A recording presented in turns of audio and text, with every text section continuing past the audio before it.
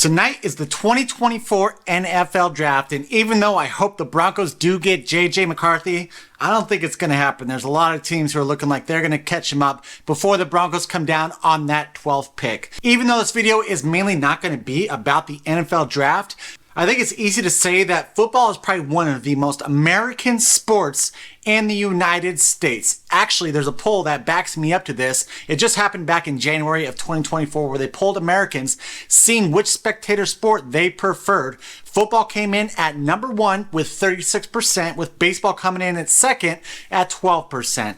What does this have to do with anything that I am talking about today? Just the fact that football is American. Think about that feeling that you get on the weekends when you're watching football, getting friends together, cooking up your favorite dishes, cheering, laughing, having some friendly disputes amongst each other depending on which team you are rooting for. It is one of the most American things that we do every single weekend in the fall time. And there was always a reason that we could enjoy that. For the most part, there was normalcy in America where we go to work, we earn our living, we could schedule vacations where we want, we could make an honest living and afford what we are doing. And then on the weekends, we could kick our feet up, sit back, and watch our favorite football team. This is the biggest reason why Joe Biden was elected, is because after the pandemic, after all the BLM protests that were happening during Trump's last year in office, Americans were like, we're just done with this. We want things to go back to normal. And so that was one of Biden's biggest appeals when Americans were voting for him in 2020. Real quick, guys, I will get back into this conversation, but first things first, if you do love this content or if you do want to follow along, kind of see what I ramble about in any future events to come, do me a huge favor and hit that subscribe button, maybe give me a thumbs up, notification bell, that way you're notified every single time that I put out a new video. Let's get back to this topic right now. Instead, now with many years behind Biden, we've seen that we've been sold a bill that is anything but normalcy. We've got an open southern border with an invasion that is happening at the southern border. No matter which way you try and twist the whole idea about what's going down there, you have wars breaking out all over the world. You got Israel and Gaza, you got Ukraine and Russia, you got Iran now getting themselves involved with the Israel conflict. There is chaos happening all over the world. Also, you have inflation, the sticker shock. Every single time you go to the grocery store, it seems like stuff is so much more expensive. How about every single time you go to that gas pump? Gas is always more expensive. All these things happen. It is anything but living a normal American life. Add on top of that, all of these college protests they are anti-Semitic protests when you are cheering for Hamas, a known terrorist group who wants to eliminate all the Jews in the world.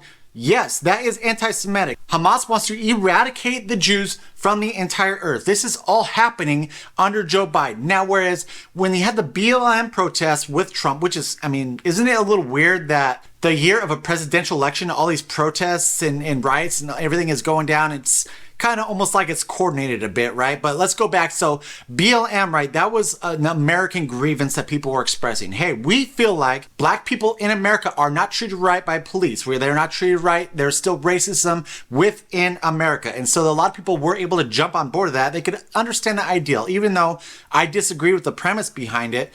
The whole protest though with Israel and for Hamas and the whole river to the sea thing, this isn't American. And so that's why I think this is going to rub a lot of people in the wrong way, maybe deflect them from the Democrat Party in a little bit. It doesn't help that Biden, he is not choosing a side on any of this. He's trying to ride both sides as much as possible, as shown by this clip right here. What's your message to the protesters?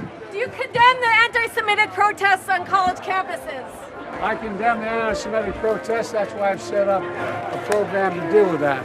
I also condemn those who don't understand what's going on with the Palestinians and how they're being. Should the Columbia University president resign? Americans do not like this. Americans want to work hard. They want to be able to afford a home. They want to be able to take vacations, have a little bit of money left over so they could throw it into their savings. And ultimately, they want to be able to enjoy football on the weekends, not worried about all the chaos that has been going down under President Joe Biden. The thing about it though is what the Democrats are trying to do is demonize Trump in a way so that it looks like, okay, we understand that really life pretty much sucks under Joe Biden right now, but it would be worse if you voted in Trump. So why don't we just stick with the suckiness that right now instead of something that we're saying that might happen where they talk about he's going to be a dictator, He's going to use the Justice Department to go after all of his political opponents. He's going to eliminate abortion federally. All these things. So they're pretty much saying, okay, yeah, I know you're in an uncomfortable spot right now, but electing Donald Trump is going to be more uncomfortable. So why don't you go ahead and stick with Joe Biden and make sure you do vote for him this November.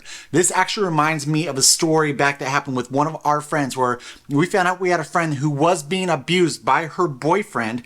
And anytime I hear something like that, it boils my blood. I cannot stand when you have someone in an abusive relationship, anyone who's willing to put someone through that. And so we just stepped up a little bit. We're like, you know what, here's what we're going to do. We're going to help you out. I'm going to get a couple of my buddies. We're going to go in there. We're going to get you out of that scene. And we're going to call the authorities, get you out of this situation because this is not right. The thing about it is that person did not want to be saved from that position. And you know why?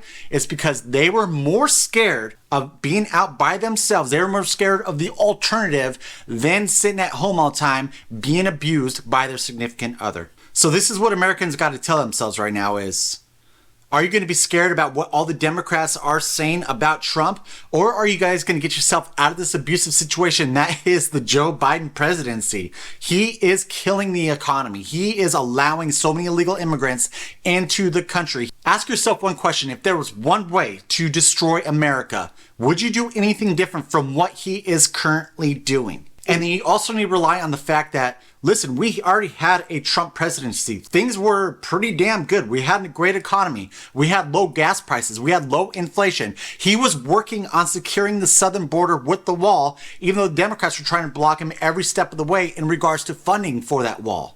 Americans were going to work, earning an honest living. They were going on vacations. And most importantly, they were able to go on the weekends and enjoy football, not worrying about all the craziness that is happening in this great country. Ultimately, when we always watch the mainstream media and all these social media giants out there, they are trying to get you to believe a different story from what you already lived. You cannot tell me that life was much better under Trump as opposed to Biden, but according to them, it was bad. Majority of the time, they're basing it off the 1 year of the pandemic where, yeah, lockdowns, all the BLM protests sucked. But think about how great things were before the pandemic with Trump. They were awesome. Everyone was thriving. Americans were doing great.